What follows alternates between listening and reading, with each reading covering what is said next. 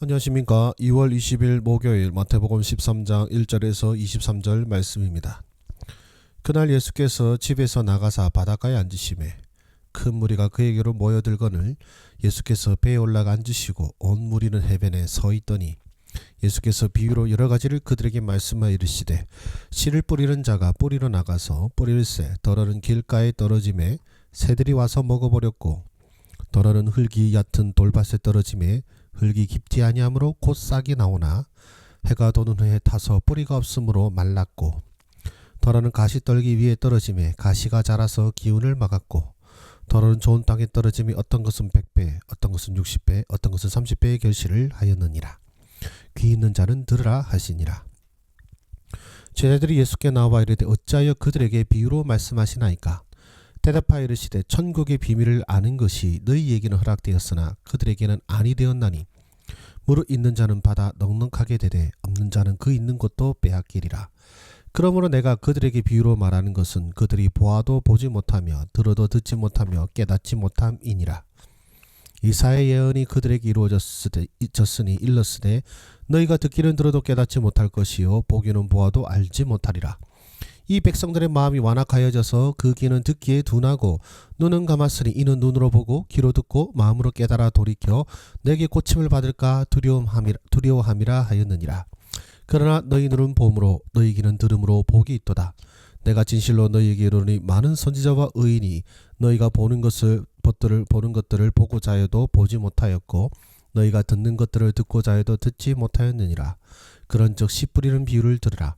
아무나 천국 말씀을 듣고 깨닫지 못할 때에는 약한 자가 와서 그 마음이 부러진 것을 빼앗나니 이는 곧 길가에 뿌려진 자요 돌밭에 뿌려졌다는 것은 말씀을 듣고 즉시 기쁨으로 받되 그 속에 뿌리가 없어 잠시 견디다가 말씀으로 말미암아 환난이나 박해가 일어날 때에는 곧 넘어지는 자요 가시떨기에 뿌려졌다는 것은 말씀을 들으나 세상의 염려와 재물의 유혹에 말씀이 막혀 결실하지 못하는 자요 좋은 땅에 뿌려졌다는 것은 말씀을 듣고 깨닫는 자니 결실하여 어떤 것은 100배 어떤 것은 60배 어떤 것은 30배가 되느니라 하시더라. 아멘.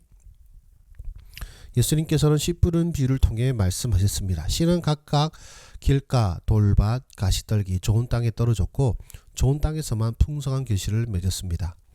제자들이 비유로 말씀하시는 이유를 묻자 예수님께서는 천국의 비밀이 선택된 자들에게만 허락되었고 그리고 완악한 자들은 깨닫지 못한다고 하셨습니다. 씨 뿌리는 비유의 의미를 제자들에게 설명하시면서 말씀을 듣고 깨닫는 자만이 결실을 맺을 수 있음을 강조하셨습니다. 그럼 잠깐 정지하시고 묵상하도록 하겠습니다. 하나님은 어떤 분이십니까? 택하신 자들에게 천국의 비밀을 깨닫게 하시는 분이십니다. 비유를 왜 비유로 말씀하시는지 요준에게 이렇게 말씀하시죠. 천국의 비밀을 아는 것이 너희에게는 허락되었으나 그들에게는 아니 되었나니라고 말씀하셨습니다. 즉 하나님께서는 아무나에게 이 천국의 비밀을 깨닫게 하시는 것이 아니고 또 누구나 이 말씀을 듣는다고 해서 천국의 비밀을 깨닫는 것이 아니라는 것입니다. 하나님께서 택하셔서 그 마음밭을 준비시킨 자만이 그 말씀을 듣고 깨달을 수가 있다라는 것이고 또한 하나님께서 택하신 자만이 이런 비유를 풀어서 제자들에게 말씀해 주신 이 예수님을 깨닫게 하시는 은혜를 택하신 자만이 이 깨달음의 은혜를 누릴 수 있게 된다라는 것이죠. 그래서 우리 하나님께서는 저와 여러분들을 택하사 천국의 비밀을 깨닫게 하신 그 은혜를 베풀어 주신 분이시고 여러분을 천국의 백성으로 부르셨음을 믿으시기를 바랍니다. 그렇다면 나에게 무엇을 말씀하십니까? 주님의 말씀을 듣고 깨닫는 것이 복이다라는 것입니다. 세상에서 어떤 모습, 어쩌면 고난과 역경이 있을 수도 있고 좀 여러 모양으로 우리가 살아가고 있지만 정말로 우리가 복된 사람이란 것은 세상 사람들이 생각하는 자식이 잘 되거나 혹은 사업이 잘 되거나 그런 것들이 아니라 주님의 말씀을 듣고 또한 그 말씀을 깨달을 수 있다는 것이 복이라는 것입니다. 주님의 은혜를 받은 자만이 이 은혜를 깨달을 수가 있습니다. 또한 그 주님의 말씀을 믿는 자만이 고난 가운데도 견뎌내고 이겨내서 결국 그 말씀을 깨달아 30배, 60배, 100배의 결실을 맺게 되는 것이죠. 그래서 이렇게도 말씀하십니다. 너희 눈은 봄으로 너희 귀는 들음으로 복이 있도다. 내가 진실로 너희에게 이르노니 많은 선지자와 의인이 너희가 보는 것을 보고자 해도 보지 못하였고 너희가 듣는 것들을 듣고자 해도 듣지 못하였느니라. 아멘. 그래서 이 주의 말씀을 듣고 깨닫는 것이 큰 복임을 다시 한 번 더 묵상하시고 생각하시기를 바랍니다. 그리고 말씀을 빼앗기지 않도록 주의하라입니다. 아무나 천국 말씀을 듣고 깨닫지 못할 때는 악한 자가 와서 그 마음이 부러진 것을 빼앗는다라고 말씀하십니다. 이 천국의 말씀의 복음이 우리에게 너무나도 귀한 것이지만 그러나 이 말씀을 빼앗기 위해서 무슨 일이 닥치고 옵니까? 기쁨으로 듣지 못할 수도 있고요. 그 다음에 고난과 박해로 말미암아 마음이 연약해지는 수도 있고 여러 세상의 염려로 말미암아 결실하지 못할 수도 있습니다. 그러나 좋은 밭에 떨어졌다는 것은 그 말씀을 듣고 깨닫는 자라고 하고 있습니다. 이 말씀이 여러분들에게 정말로 새겨지고 깨달아지는 은혜가 있으시기를 바랍니다.